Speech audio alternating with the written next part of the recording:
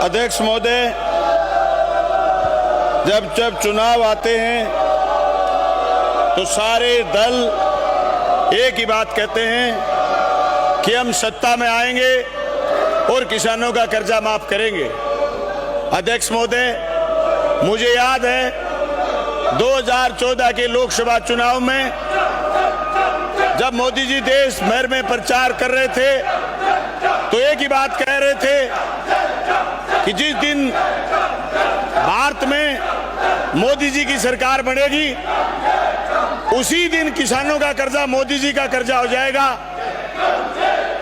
मुझे याद है यूपीए फर्स्ट गवर्नमेंट में 76,000 करोड़ का कर्ज माफ हुआ था, लेकिन मोदी जी ने 9 साल में आज तक किसान का 1 रुपया कर्ज माफ नहीं करा।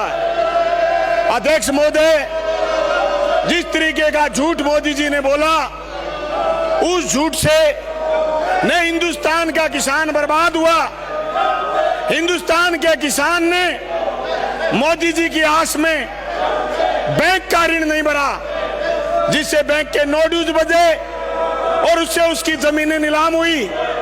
रोडा एक्ट में पूरे देश भर में कार्रवाइयां हुई। ये बात सही है कि 2017 में राजस्थान में अखिल भारतीय किसान सभा ने जब किसान की कर्ज मुक्ति का आंदोलन लड़ा तो गत भाजपा सरकार ने 6,000 करोड़ रुपए का ऋण माफ करने का झूठा झांसा दिया, जिसमें से 2,000 करोड़ रुपए उन्होंने ऋण माफ करा। जो ही ये गहलोत साहब की सरकार बनी, इस सरकार ने किसान का 14,000 करोड़ रुपए कर्ज माफ करा।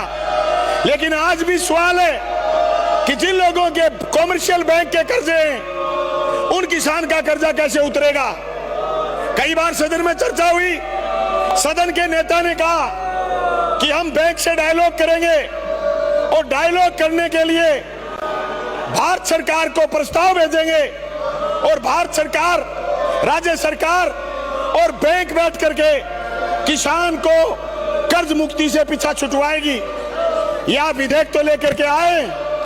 अध्यक्ष महोदय, इस विधेयक में यह बात स्पष्ट नहीं है कि जो कॉमर्शियल बैंक हैं उनका कर्जा इस कानून के तहत कितने दिन में माफ हो जाएगा, और उसमें जो वित्तीय प्रावधान करे गए हैं उस वित्तीय प्रावधान में यह बात नहीं लिखी कि राजस्थान सरकार क्या राजस्थान के किसान का हिस्सा दे देगी।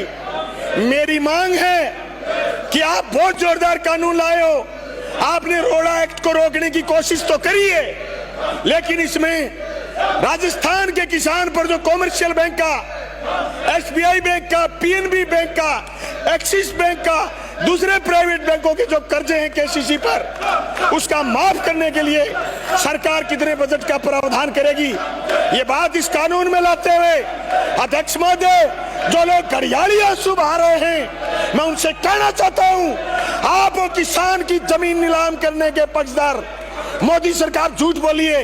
अगर इस कानून के पक्ष में है ये तो इसका समर्थन करें और प्रदेश के किसान की कर्ज माफी कराएं। प्रदेश के किसान को रोड एक्ट की आगे से धमकी नहीं मिले। मैं मेरा जनमत जानने का प्रस्ताव किसान की संपूर्ण कर्ज माफी की मांग के साथ वापस लेता हूं। Thank you.